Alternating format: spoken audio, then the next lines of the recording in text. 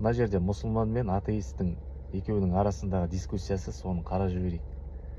Ваш Бог иррационален и безнравственен, и также у него есть противоречивые свойства. Давай начнем с того, что ты сказал первым. Иррационален. Ранее мы говорили о том, что происхождение разума является проблемой для атеизма. Ты говоришь, что вера в Бога иррациональна. Позволь мне связать эти два утверждения и сказать тебе кое-что, что я хочу, чтобы ты оспорил. Существование Бога — единственное объяснение рациональности. Я слышал это, ты слышал это, но веришь ли ты в это?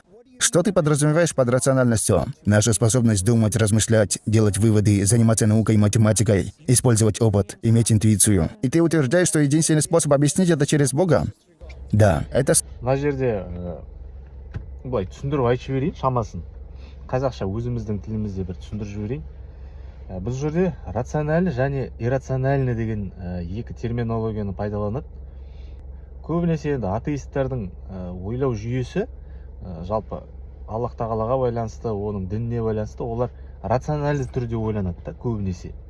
Бірақ мына жерде иррациональный дегенде терминология бар да, ол да бір ғылым. Мысалы, рациональный цифрлармен мысал келтіретін болсақ, рациональный цифрлар олар біздер белгілі бір болған сандар.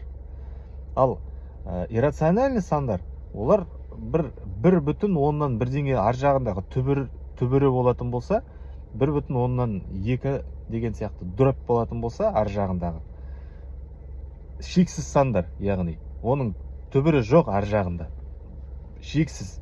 Сол сандарды иррациональный деп айтамыз. Түсінікті болу үшін айтып жатырмын өзіміздің тілімізде.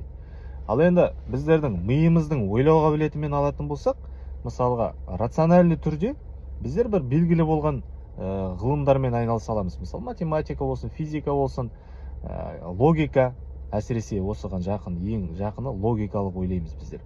Ал енді екінші мына жағында иррациональный ойлау, ол бір интуиция, эмоция арқылы ойлау. Біздер бұндай ойлауларды ғылыми түрде бір оның нақты бір жауабы жоқ. Ол қалай? Біздер мысалы Аллах тағаланың сипаттарын танимыз. Біздің жаратушымыз біздерге осындай неше түрлі жаратылыстары арқылы Аллах тағаланы біздер оған сенеміз. Ал енді иррациональный түрде алатын болсақ, біздер дейтін ғайып деген нәрселерге де иман келтірдік. Себебі біздің ілімімізден жоғары тұрған нәрселер бар. Біздер білмейміз оны. Даже біздер мына өзіміздің миымыздың сақтау қабілеті қандай екен білмейміз. Неден тұратын білмейміз. Оның бірде-бір ғылым айтылмайды. Айтылған жоқ әлі күнге дейін. Осындай көптеген нәрселер бар, ғайып деген нәрселер.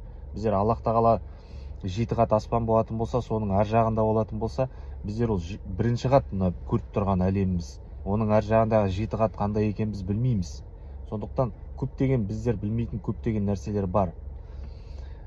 Сондықтан рациональный түрде де ойлау керек, бірақ иррациональный түрде де ойлау білу керек, және ең бастысы соны түсіну білу керек. Сондықтан Аллахтан қорқу керек. Себебі біздер әлбетте Аллахтың алдына қайтамыз, және осы біліп жүргеніміздің бәрі үшін, біліп көріп жүріп, бірақ соған амал етпегеніміз үшін біздер Аллахтан міндетті түрде сұраламыз.